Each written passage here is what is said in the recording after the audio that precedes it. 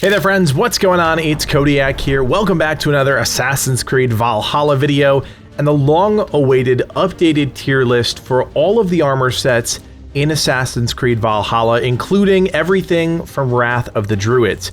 It has taken me a long time to get to this point, mainly because I was covering other games with Livid, but we are back and we are here to talk about all of the new armor sets in the game. Now keep in mind, these are just my opinions, these are just my hot takes on these different sets of armor. I'm trying to be as thorough as I can. There's a lot of different scenarios where these armor sets could be useful, so I'm going to try and break it all down and at least back up why I gave an armor set the rating that it got. If you want to go back and check out our old video breaking down all of the other armor sets in the game, all of the base armor sets, that video is available right now on the channel, and thank you guys for all of the support on that video. It has been overwhelming to say the least.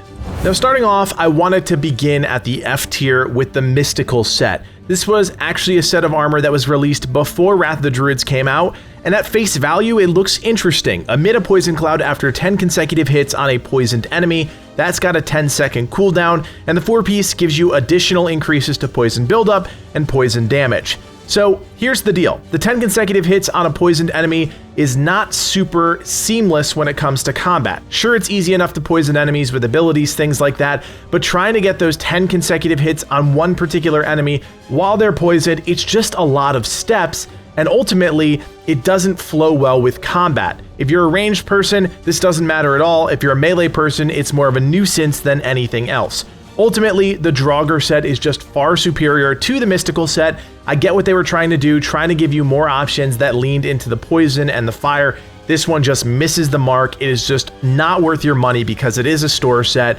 Highly recommend you pass over this one and focus on some of the other sets that we're going to talk about today.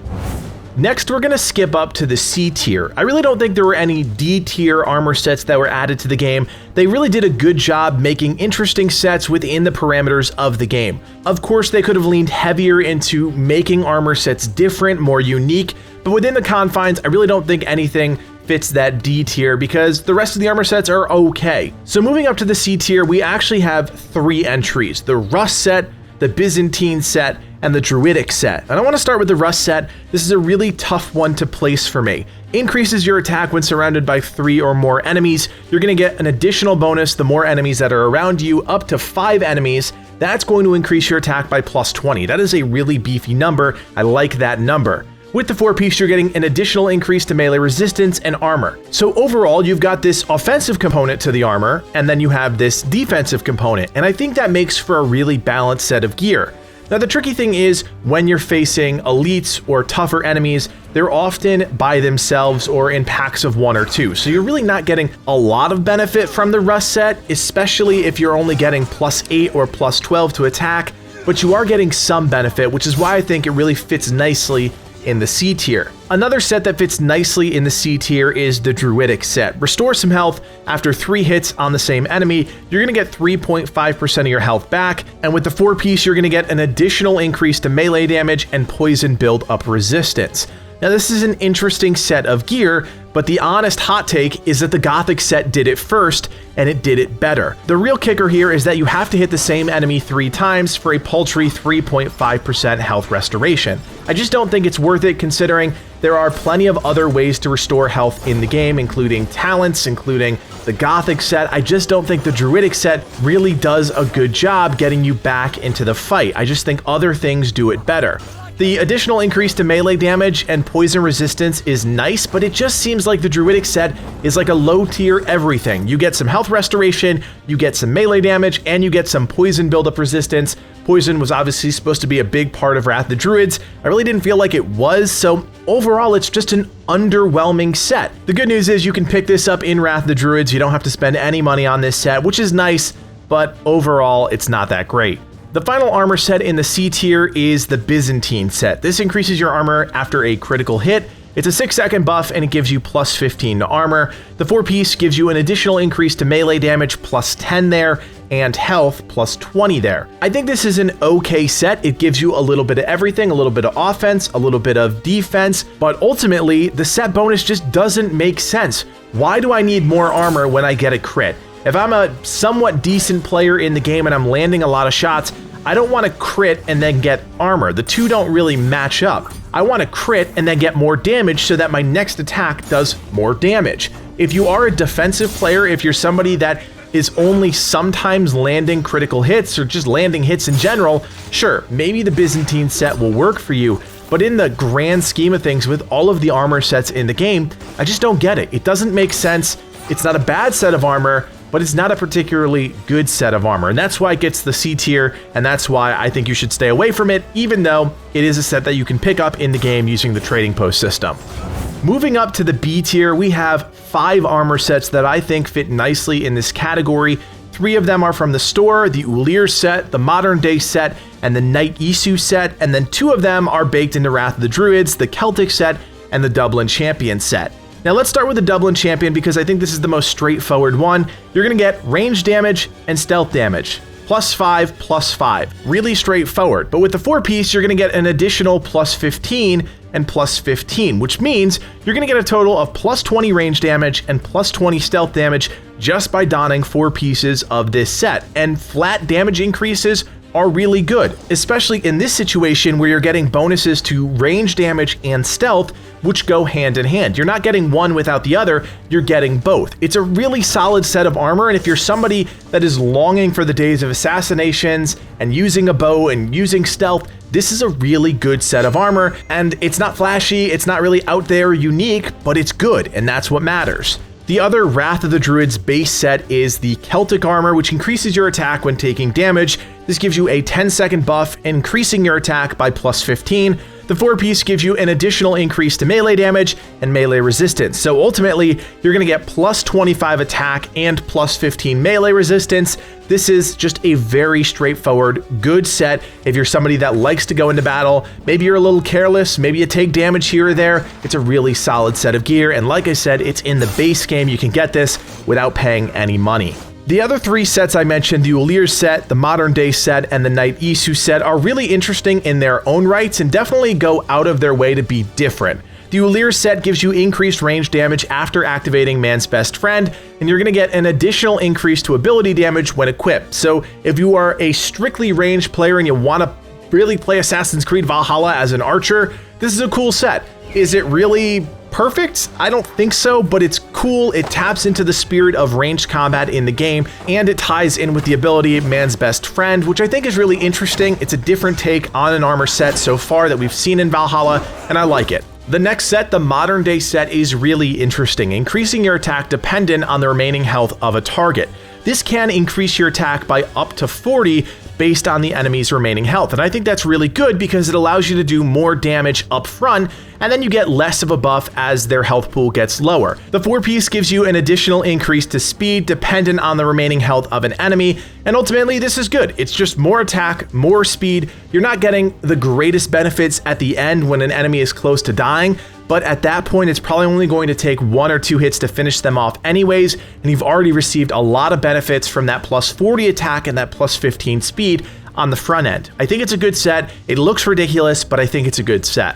The final B tier set is the Knight Isu set, which increases your assassination damage when undetected and your attack when in conflict. The 4-piece further increases the headshot damage that you do when undetected and stun when in conflict. It gives you a lot of benefits, +20 assassination damage, +10 attack when in conflict, +20 headshot damage, and +25 stun damage when in conflict. It's a really powerful set. That's the most numbers of any set that we've talked about up until this point, but it's very situational. The reason I think this set is so good is based on the way that I've experienced combat in Valhalla, where the stealth is not perfect. I usually alert some guards, and now I'm actually getting benefits when I'm trying to stealth through the game and when I'm trying to do direct combat. And those benefits are further increased by the 4-piece bonus with the headshot damage and the increase to stun. So I think it's an okay set. It's very situational, but you don't actually notice the situational effects. You're getting flat bonuses if you have this playstyle. If you're somebody that never does assassinations, never does stealth stuff, this really doesn't matter. But if you're somebody that likes to do stealth, but you're also kind of careless and clumsy with your stealth, you're going to see a lot of benefits from the Knight Isu set. Honestly, this is probably the hardest set on this list to place because it's just so weird and random. You could make the argument that it's a C tier set, sure, but I think it fits nicely in the B tier set just because of the numbers that we're talking about here, plus 75 when all things are accounted for. Alright, moving up to the A tier, we have two Wrath of the Druids base sets of armor, the Iberian and the Egyptian. Both are very, very good, and I'll explain why. First, the Iberian set. You're going to get plus 15 to attack every time you dodge. That's going to give you a 4-second buff. The 4-piece gives you an additional increase to melee damage and evasion, plus 15 to evasion, plus 10 to melee damage. All things considered, that's plus 25 to melee damage flat out as long as you are dodging attacks. I think dodging attacks is a much more viable solution in Assassin's Creed Valhalla than parrying or blocking. I think this is a really solid set because for the most part, in combat, whether you're facing one enemy or 10 enemies, you're gonna get a flat 25 increase to melee damage, and that is very good. In the exact same vein, the Egyptian set increases your attack during the day by plus 15, and you further get an additional 10 melee damage and fire buildup resistance if you have the 4-piece on. Again, plus 25 to your melee damage. If you are using this set during the day, it is very easy to control when it is day, when it is night, and again, you're getting flat damage increases to your melee damage, and all you have to do is watch the clock and make sure you're fighting during the day. And for two sets of armor that are base built into Wrath of the Druids, you don't have to pay for anything in the store. Obviously, you have to pay for Wrath of the Druids. These are very good and give you substantial benefits. You know, we had to end the list with an S tier set, and although I hate that it's a store set, I have to talk about Knight of the Round Table. This is a really interesting set of gear that increases your attack after using a special ability. It increases your attack by 10 for 10 seconds. The 4-piece is really the thing I want to talk about though. Receives 50% reduced damage for your next 3 damage instances. This is on a 15-second cooldown. It's a really powerful set. You are not getting the most in terms of increasing your attack, but that damage reduction is very good.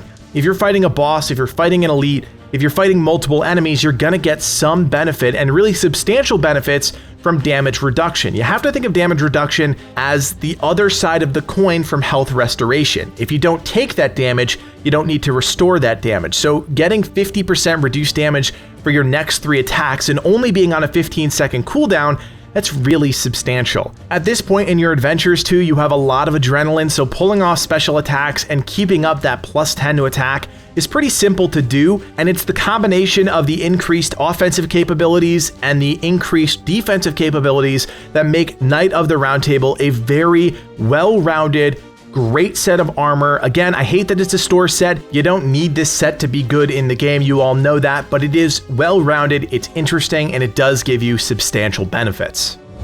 So there you have it, all of the armor sets ranked from Wrath of the Druids. I want to know what you think though. We had some great discussions in the comment section of the last video, so feel free to share your thoughts in the section below. Let me know what sets you think I got right. Feel free to let me know what sets you think I got wrong too. And of course, if you like this video, if you appreciate all of our Assassin's Creed Valhalla content, we would love your support. Hit that thumbs up and consider subscribing. We also invite you to join us on Discord. We've got a great community of around 7,000 members, so check out the link in the description below to join today. Finally, if you like everything we stand for here at Legacy Gaming and you want to help us out even more, you can now do so by becoming a member. For the cost of a cup of coffee, you're helping evolve the channel and take our community to that next level. Check out the join button below to learn more. My name is Codiak, and from everyone here at Legacy Gaming, thanks for watching, and play on.